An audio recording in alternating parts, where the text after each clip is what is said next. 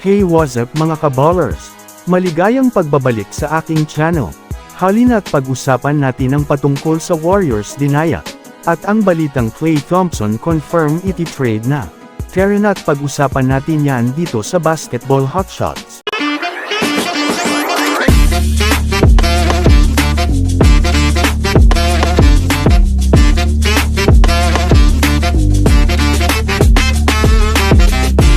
Una nga tayong ako mga kabowlers sa balita patungkol sa kupunan ng Golden State Warriors.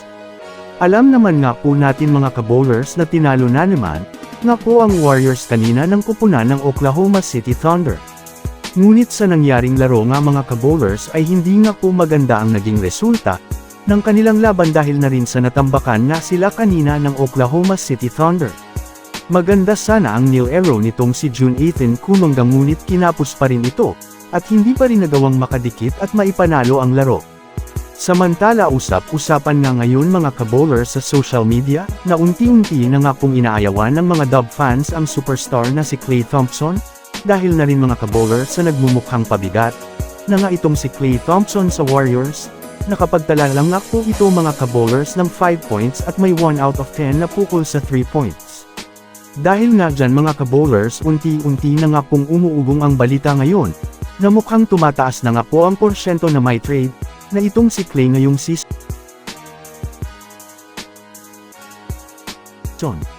Samantala dito naman tayo mga kabowlers sa balita patungkol na rin sa naging sistema ng laro nila kanina.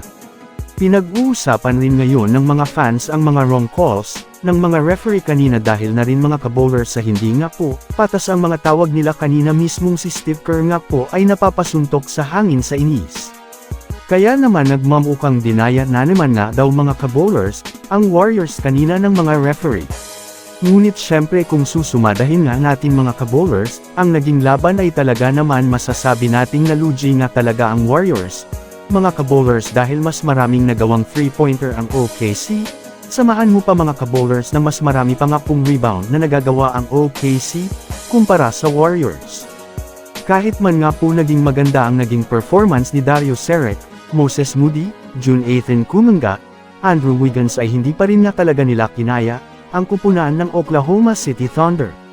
Nga pala mga kabowlers dumagdag nga po si GP2 ngayon, sa player na mayroon injury sa Warriors.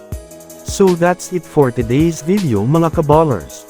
Yan lang ang ating pag-uusapan sa ngayon, pindutin na ang subscribe, and hit nyo na rin ang notification bell, para sa mga susunod na updates sa mundo ng basketball. Again, this is Basketball Hotshots. Thanks for watching.